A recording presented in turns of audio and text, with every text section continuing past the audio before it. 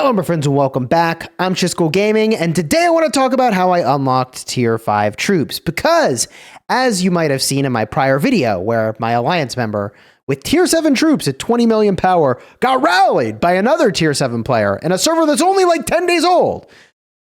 I was Mightiest Governor, and I unlocked Tier 5, and I thought that was a big accomplishment too. I actually doubled my power in the process, so I went from like 3 million power to over 6 million power. So in this video, I'm going to give you some tips and tricks for getting your Tier 5 troops unlocked in Age of Empires Mobile. And there's a bunch of things that you need to know. I'll talk first about the unlock itself, then I'll talk about training the troops, which I got a little bit burned making a mistake here, and I kind of regret it. So let me explain.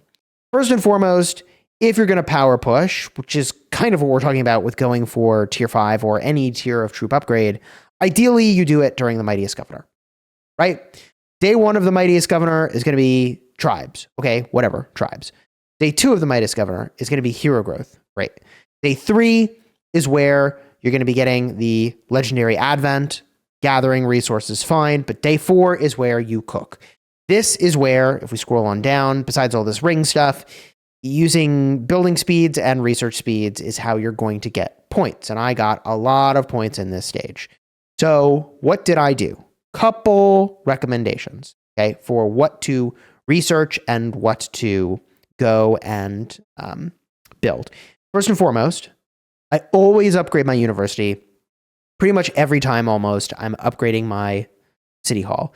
And the funny thing is that I actually took my town center further than it needed to go. I took it to 25. A part of the reason I did that was that I could increase my troop capacity. A part of the reason I did that is because I had a lot of building speed ups, and I wanted to convert my building speed ups to points in this event. And like, fighting is obviously on our doorstep, as I covered in my prior video. So I want to power up, power up, power up, power up. There's a lot of reason to actually do that. Now, along those lines, powering this up affords me a couple other benefits. Also, I took my embassy up to a pretty high level, because at this stage of the embassy's growth, I get more alliance assist chances every single level of this building. So you can tap the info section to see this, but pretty much every time I level this thing up now, I get more assist chances.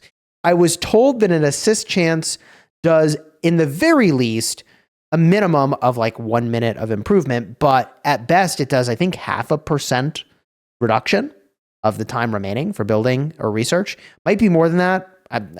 Someone mentioned to me it's like about 0.5%, which sounds about right from what I've seen. Maybe it's 1%. But either way, the assist chances are kind of a big deal if you're going to power push, which is what I was doing. So I was like, hey, you know what? It's going to be good for me for the rest of the time I'm playing this game. It's worth going for this. The other thing, as I mentioned, is increasing my university is actually giving me research speed. Now, I also got research speed within the university by going over here, research. I went into the economy tree, and I only went as far as, of course, building speed 1 and 2 maxed, but then I also maxed building speed 2 and research speed 2. I think I just said building speed 1 and 2. Anyways, building speed and research speed 1, building speed, research speed 2, and then I go no further. Why? The reason is that the amount of time it takes to get these research, it's insane. This is almost like 2 days of research just to get the first level of this, but I need to do that times 4. There's like 8 days of speed ups. Before helps, but whatever. And then you got to take all those to level 2, and then you got to take all those to level 3, and then you got these guys to level 1, 2, 3. Then you got these guys to level 1, 2, 3. Okay, and the time is only going up as you get further and further in here. Then I can do building speed 3 and research speed 3. So given that the fight is literally on the doorstep, like this is going to happen, I decided to not go for building speed and research speed 3. This is the consensus in my alliance for what to do as well. But especially if you're fighting early, this is too many speeds to get to this point. So if you had infinite time and you wanted maximum efficiency, obviously going for more economy tech first, then switching back to military is the way to go. I don't have the luxury of that kind of time. It is what it is. I did what I did, and here we go. Now, I am doubling back to get some of these stats because they're very low speed ups, but a meaningful amount of stats here. Particularly health is a very, very good stat. So I'm going to do that. And you can see here as you progress, like the time goes up pretty meaningfully. And this is another reason why focusing a smaller number of troop types is probably a good idea, because if I just wanted to unlock one troop type, you can do that quicker, okay? Then, trying to get all the troop types, obviously that's a lot longer. There's more things you're getting. But the other thing I did after I got all of those is I made sure to go in and get training speed 2 to 5. That gives you 15% training speed. But there is training speed I missed, and I'm a little mad at myself for not realizing it.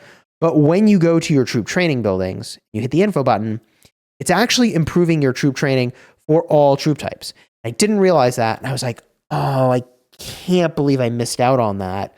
I mean, I only would have taken these maybe so much further, but I could have probably pulled down like 4 levels over here.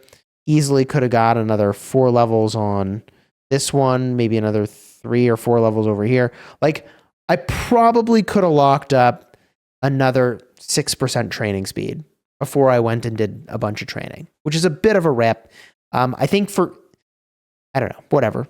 It is what it is. So I wish I had known that. That's my advice to you, because the next step is obviously training troops. Now, when you are ready to train troops, a couple things to keep in mind. One is, if we go over to the Mightiest Governor, you don't do that on the building and research speed day. It's the very next day. So you get those buildings to a good spot, and then you train your troops, baby. And one thing I can recommend, if you want to speed up that process, although it's very, very fast and satisfying in this game, because you can just smash the buttons to consume exactly what's needed.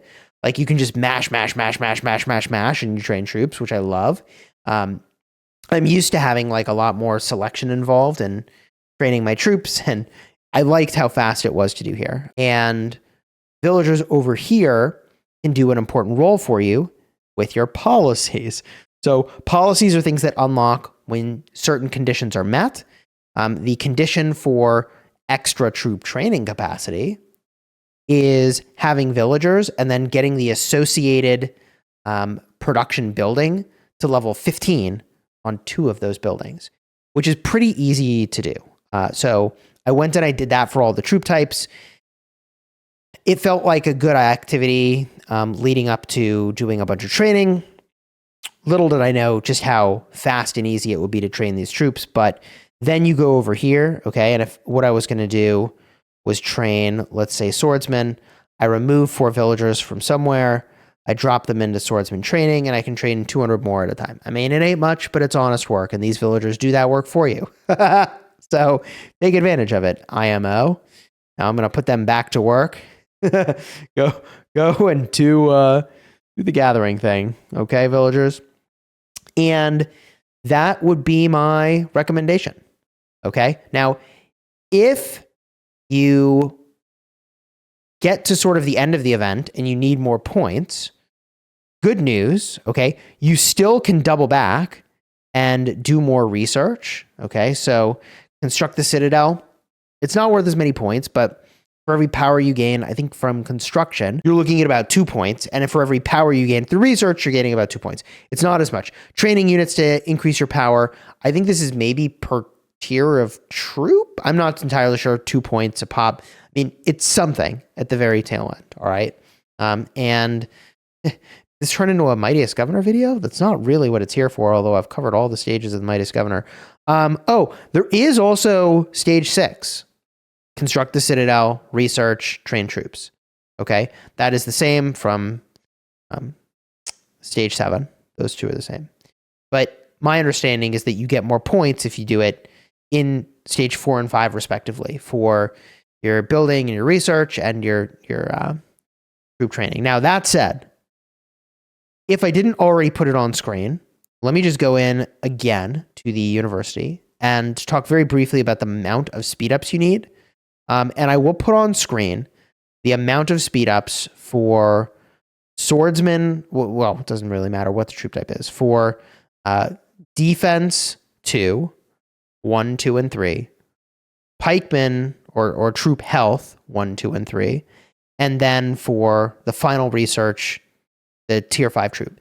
I think it was about 15 days or so before helps to actually research each T5 troop. And when I did that, I got a bundle pop before and after.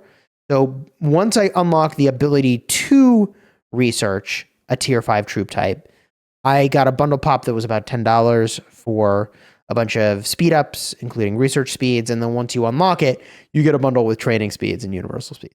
So it kind of makes sense. But yeah, it was not a small number of days. I think obviously for most people going for the T4s first makes a lot of sense, and you have to, but like as a goal, it is a pricey endeavor to have gone for tier 5s. I think for most people, if you had tier 5s going into the Kingsland zone, you'd be really happy. We're going into the zone before that, and I've got my tier 5s locked up. So I think for a lot of people, a more reasonable goal might be this. If you're a spender, by the time Kingsland opens, like 25 days from now. I've been rushing stuff because we have fighting on our doorstep. Now, interestingly, how much does it really take for me to get to this next tier? I think it's still a lot of research.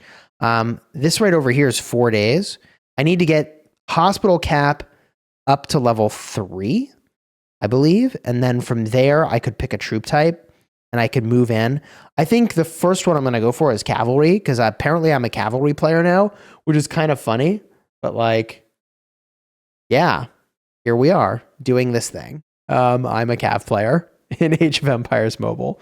GG. And the reason I say that's the thing I have become is because I've got this Cav army I'm building, the Hannibal army. I've got the medals to just go completely nuts. I'm waiting for the day of the Mightiest governor to take advantage of this, right? But yeah, I was advised by my homie, the professor, that Hannibal is a very, very, very powerful hero that will scale dramatically with investment in him. So like if you're a whale, it's a good army to go for.